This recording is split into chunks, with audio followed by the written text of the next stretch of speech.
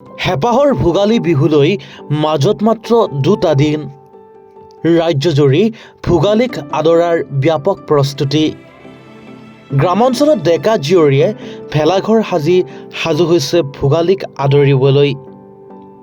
আমগুৰিৰ কালুগাঁও জপিহাজিয়াত আটকধুনীয়াকৈ সাজিছে ভেলাঘৰ। ডেকা জীয়ৰী ককা আইতা সকলোৱে মিলি জুলি এইদৰে ব্যস্ত হৈ পৰিছে ভেলাঘৰ সজাত।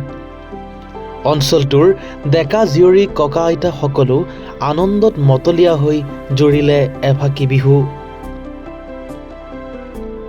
এইবাৰ ভোগালী বিহুত কালুগাঁও জপিহাজিয়াৰ মহিলাসকলে প্ৰদৰ্শন কৰিব এখনি মহিলা ভাওনা।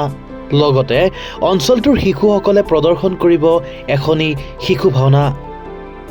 উল্লেখ্য যে প্ৰতি বছৰে আটকধুনীয়াকৈ ভেলাঘৰ সাজি অসমীয়াৰ অতিকে আপোন ভোগালী বিহুত লগে ভাগে এসাঁজ খোৱাৰ লগতে খেল ধেমালি অনুষ্ঠিত কৰি আহিছে অঞ্চলবাসীয়ে।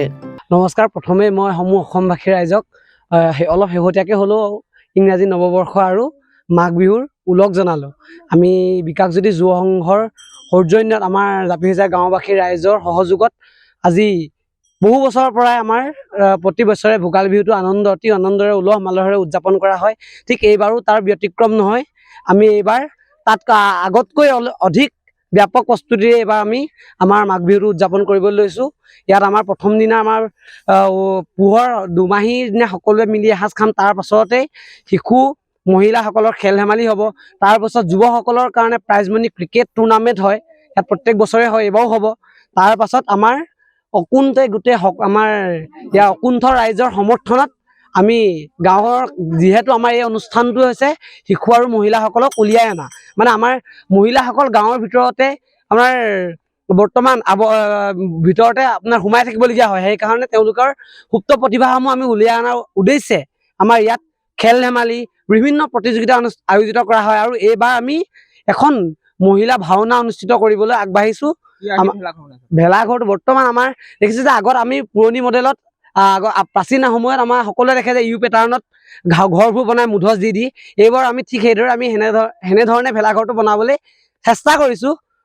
সম্পূৰ্ণ কৰিব নোৱাৰিব পাৰোঁ, কিন্তু যিমান পাৰোঁ আৰু তাৰ ভিতৰত আমি অলপ চেষ্টা চলাইছোঁ। আৰু এইবাৰ ভোগৰ উৎসৱ কি মানে উলহে মালহে আমি উদযাপন কৰিবলৈ আমি প্ৰতি বছৰে কৰোঁ। এই বছৰ অলপ বেলেগ ধৰণেও হ'ব। তাৰমানে বিভিন্ন মহিলা সাংস্কৃতিক অনুষ্ঠান আছে, শিশু মহিলা যুৱক যুৱতীৰ বিভিন্ন খেল ধেমালি মানে অনুষ্ঠান হ'ব এই দুমাহী দিনাৰ পৰাই। আৰু উৰুকা দিনাখনি আমাৰ এই যুৱক যুৱতী শিশু মহিলা সকলো গাঁও গঞা বয়োবৃদ্ধ সমস্ত লগ লাগি এসাঁজ ভাত মানে সমিল মিলেৰে খায়। এই প্ৰস্তুতি এতিয়া বৰ্তমান চলি আছে। ল'ৰাখিনিয়ে উদ্যমেৰে লাগি আছে। বিভিন্ন এতিয়া মানে গেট বনাইছে, এতিয়া পেণ্ডেলৰ ব্যৱস্থা কৰিব ইয়াত ভাওনাৰ কাৰণে। ইয়াত নামঘৰ নিৰ্মাণ কৰিছে। ভেলাঘৰ ল'ৰাখিনিয়ে যথেষ্ট উঠি পৰি লাগি আছে। তাৰমানে এই কৰ্মখিনি খোৱাৰ কাৰণে তাৰমানে মোৰ মাছ মাংসৰ যিটো মানে ভোজন হয় প্ৰতি বছৰে, প্ৰতি গৃহৰ পৰাই তেনেকৈ হাঁহ দিয়ে, কাৰোবাৰ কোনোবাই মাছ দিয়ে। ফিচাৰী আছে 2-3টা ওচৰতে গঞা মানুহৰ, তেনেকৈ ফিচাৰীৰ পৰা মাছো দিয়ে। এতিয়া আমাৰ প্ৰায়